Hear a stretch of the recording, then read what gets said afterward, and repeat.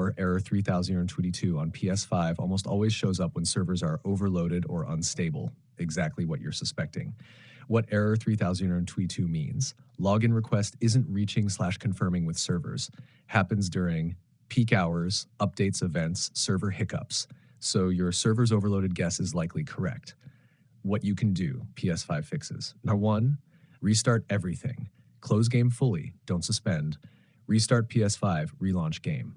Number 2, check connection stability, use LAN cable instead of Wi-Fi, or quickly test with hotspot just to confirm issue. 3, retry after waiting. Wait 10 to 20 minutes. Try logging in again. Constant retries can keep failing during overload. 4, change region if option available. If you can access region selection via Battle.net account link, try switching region temporarily. Nagstar 5, restart router, turn off, wait 2 mins, turn on, clears routing issues. Number 6, avoid background downloads. Pause PS5 downloads updates. They can interfere with connection. When it's not you, if many players report it, you were playing fine earlier, error appears suddenly.